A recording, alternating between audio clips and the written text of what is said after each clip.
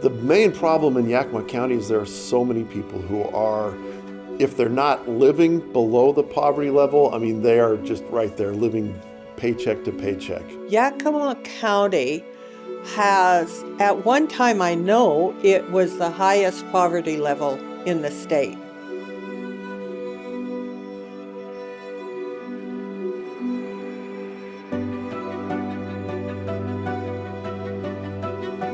If you think about it, not everyone gets these kind of skills growing up. They don't always get it at school, or maybe both parents are working or they have a hard home life that they've grown up in. And so a lot of people just don't get the information to help them. Life happened, and they say that we're all just a couple steps away from being in the same position.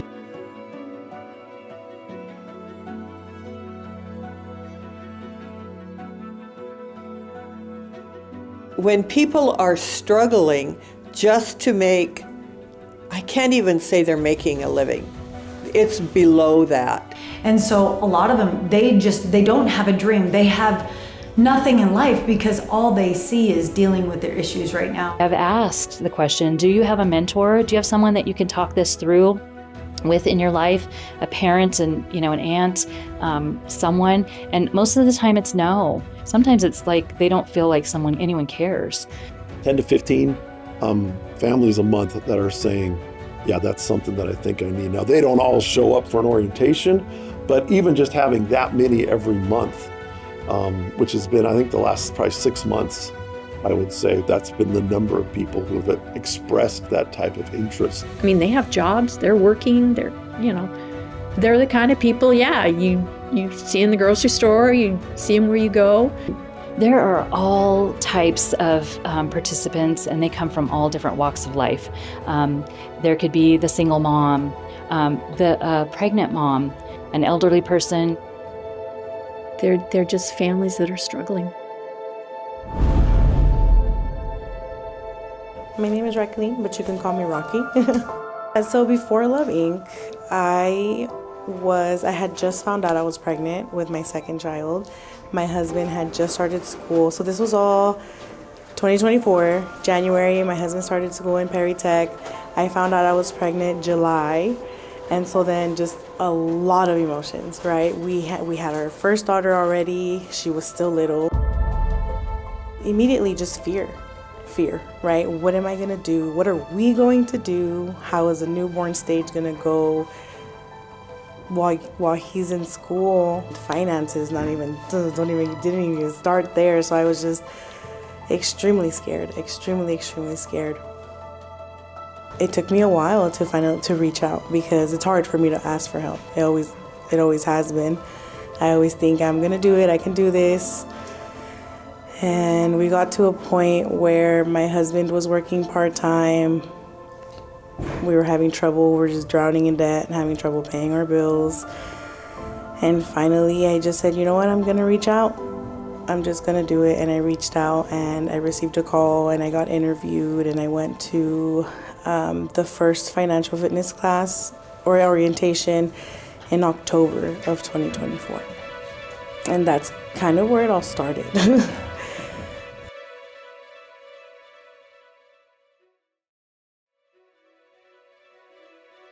20 years ago, there was a lot of ministry and agencies dealing with homeless people, but there was zero dealing with people who are earning a wage or living on subsistence, disability, and such for them. When I don't have opportunities, they become stuck in a lifestyle and they're not aware that we are here to help them.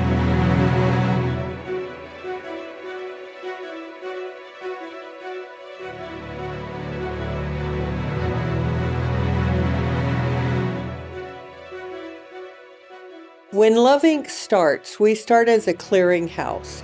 So people call with a need and we try to implement a response to that need, always trying to hear their story. And the Love Inc. approach is to address that need on a longer term basis and raise them up out of that situation. You can give a person a fish and it's good for one day. If you teach him how to fish, he'll feed himself for a lifetime. And the beautiful thing is, like, all these classes that we're teaching are all ones that are based in Scripture and based on those principles. And so many people that come are coming, and they're not coming from a church background. And we have, agencies in town that aren't faith-based agencies, but they see the results from the people that have been through our program. The goal is to transform, not to just change the situation, but to transform the people that are in the situation. They'll call and they'll ask for assistance, and we'll tell them about the Emerge program in a phone call in the Connection Center. And they'll say, yeah, I'm interested, I need that.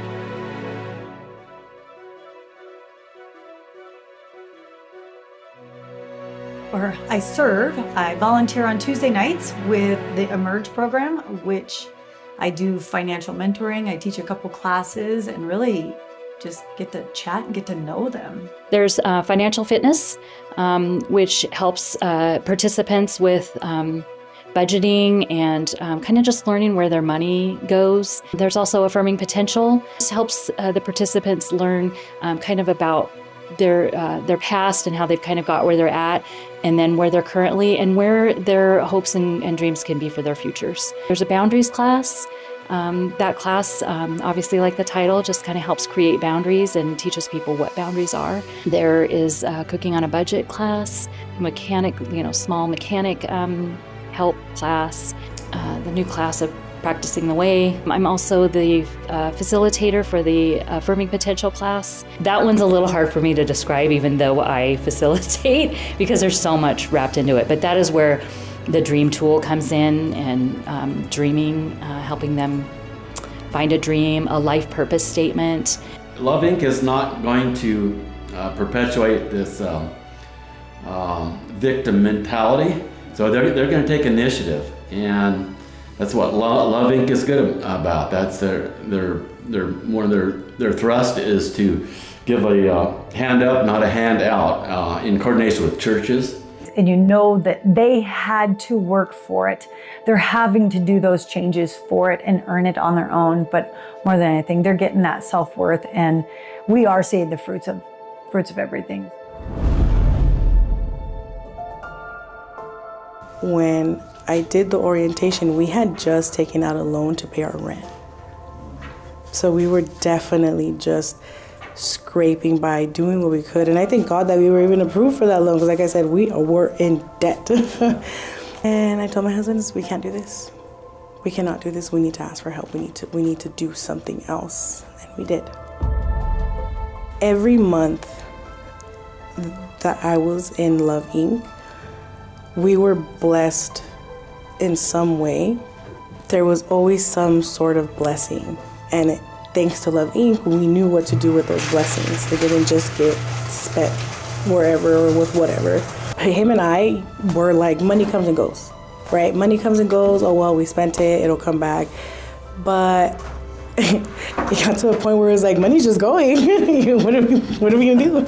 It was more like he just didn't want to follow the rules, right? Because I had to report everything that we spent on. He was just like, that's too much. And I was just like, well, we're bad at what we do, so we gotta do something. Because I used to be the one that would like write down the bills and, okay, this is where the money's gonna go. And it also made him involved. I was like, hey, look, this is what I'm learning. This is what the budget sheet looks like. This is what the spending sheet looks like. Check this out. This is how much we're spending in dining. This is how much we're spending here, right? And so it made him more involved in also kind of taking that weight off my shoulders of like, I'm the only one handling finances. I definitely think that it opened up communication a lot more between him and I, because it's not just the financial help, right? There are different courses that you go through. So I believe I took stress management, and from stress management, I took a way to change perspective. So instead of stressing about little things, it's looking at the positive side or changing the perspective of those little things. We had a course that was called penny pinching, and that one taught me to make my own cleaners at home, so I don't use a lot of chemical-based stuff in my home anymore. I just throw some vinegar together and other stuff and clean my house with that. And then honestly, I prefer it. I took How to Love Your Children, and I learned the type of parent that I am and where I can work on to be a better parent for my child. Like, I almost didn't go that day because I was just like, I'm tired, I'm sleep deprived, I'm getting over whatever sickness I was getting over at the time. And I pushed through and I went, and everybody was very, of course, welcoming, and very warm, and they were very thorough with how they explained how the orientation was gonna go. And even after and through the orientation, you get all the information that you need. And so it's very helpful. It doesn't feel overwhelming. It does feel intimidating, right? Because you're going into a situation that you don't know people, right? You're in a hard spot. So definitely intimidating, but everybody was very welcoming, and I'm very grateful for that.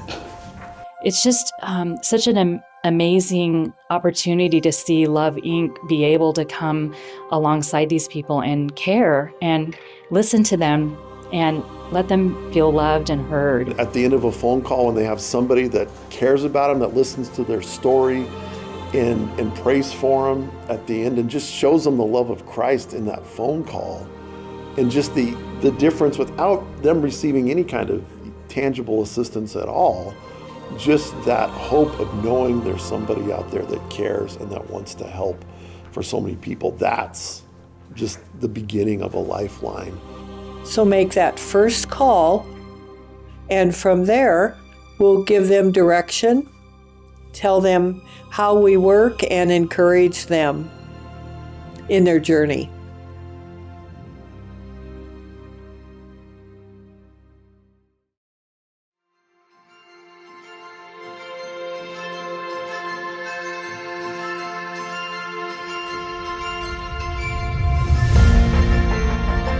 A lady was barely an employee A young man came in.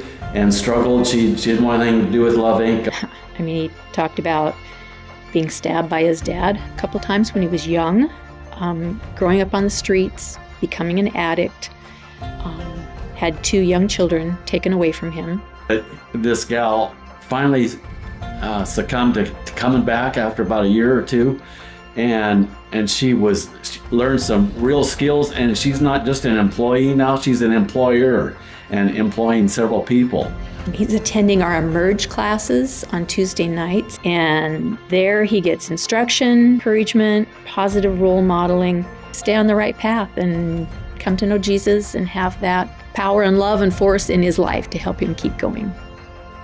We were at a resource fair a few years ago, and I remember Luna looked across the way and saw a past graduate who was at another table. And he works at another nonprofit that he's had a hand in starting. And he was telling us about, after we left the Emerge program, we've gone on, we've started our own business. We've taught our daughter those principles. She's gone on, now she's a business owner. It becomes a generational change for so many of these families. So I have a participant that I was matched with for budget mentoring for a year. She didn't feel so excited. She was in, a hard time of her life. So Melody came to our first financial class, and she's hearing for the first time how to budget.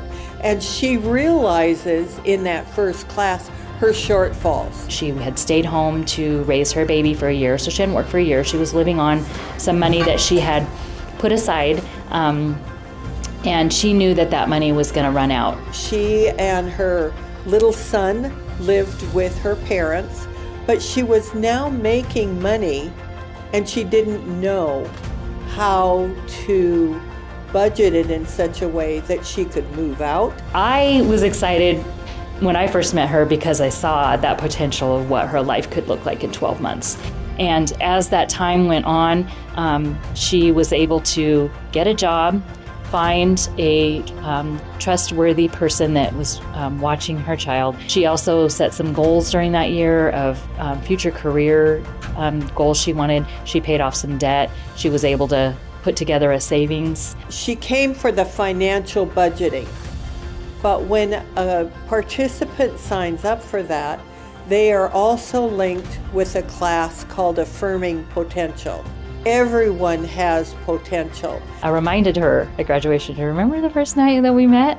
And let me remind you of where you were and where you are today. And she had a big smile and was she could see it. And it was just really fulfilling to me that I was able to bring her back to that beginning, because I don't think she was thinking about where she was. She was, just kind of living life.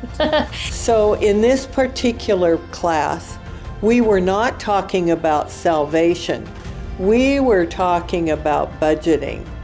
And all of a sudden, she just burst out, "I need to be saved."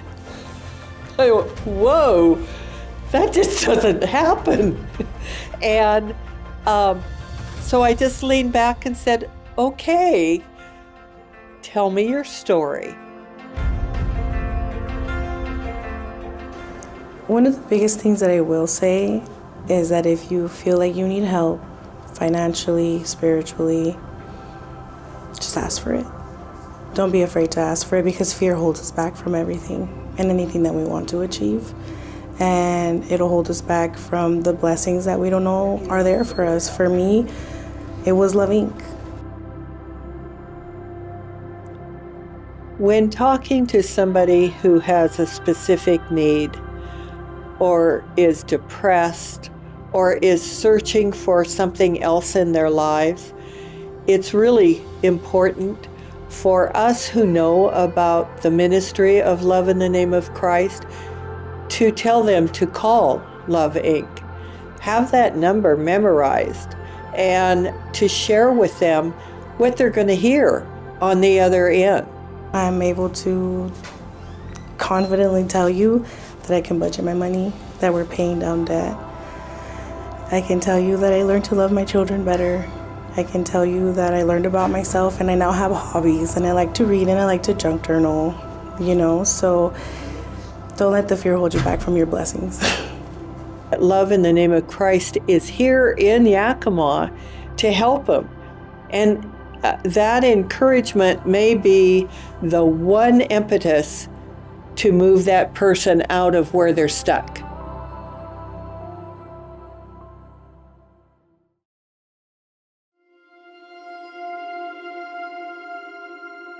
Love Inc. has many blessings because we are growing steadily. And in that is a blessing, but it's also a problem. There's so many more needs that we can't meet. We don't have the volunteers, we don't have the funds. There's so many things to do, and choices are having to be made on, how much can we help or what can we do? We don't have the resources to do that. As our mission becomes more known in the community, agencies now refer their clients to us. We have, agencies in town that aren't faith-based agencies, but they see the results from the people that have been through our program. And so even though they're not faith-based and they know we are a faith-based organization, they're still referring people here because they say, what you're doing works and it changes people's lives, and they want to see that happen. Love Inc. runs on a pretty bare bones budget. They really do. And they're wise with their money. They just want to be able to do more. I want to see them be able to do more and help more people. Whether it's your prayers or the money or the things that they offer, they are a blessing, and that is those tangible ways that we get to be the hands of Christ. And there are lots of things and admin costs, but if you go down to our office, you're going to see it's not our admin. They don't have those nice fancy desks in there. You know what I mean? We're at a point right now as a ministry where with the current staffing that we have, we're kind of reaching the max capacity for the people that we can effectively serve, both in the Connection Center and on Tuesday nights at Emerge. Churches refer people to us. The word on the street or the communication between friends and family have spread the word that Love Inc. is here to help. And so as our need grows, the need for volunteers is staggering. I'm going to be blunt here. This is a fundraiser, right? So we need money. We need money. But there's no way to get around it. We have to pay the electric bill. We have to pay a staff who then trains the volunteers. Money makes it go, right? So the only way that program can continue to grow and effectively serve more families is if we are able to add another person that would work under her, which would be really a dedicated case manager to help take some of that load off of her. So that's one of our dreams, is as funding increases for the ministry, that's one position that we need to be able to add. So I would say the financial piece and the volunteer piece really fit together. I don't think there's one more important than the other. They fit together to make it work. First off, please continue to donate to Love Inc. because they really are making a difference in people's lives. Whether it's for a short time and they just come for clothes or maybe some furniture, and maybe for those who are willing to take the program, it's a huge impact on our lives. A huge impact, right? We're giving resources and skills that we didn't have before. And it helps you just kind of think about and set goals for yourself. And that was another huge thing that I completely forgot to mention, is that we set goals for ourselves. And those are things that you want to meet, and it makes you feel passionate, right? And it gets you excited for what you can accomplish for yourself thanks to the skills that we learn through Love Inc. So if you think that any donation, small, big, medium, whatever size, it makes a difference, and it helps shape for people like myself and my family who needed help, and take the step to ask for it, for sure. The ripple effects of what happens here is the lives that are transformed through Love Inc. Those lives go on, and that is what is transforming slowly, person by person, our community, I think. It's great when you can see the beginning, you can see the potential, you can actually walk through it with them, and then you can remind them at graduation of all the things that they've accomplished during that time.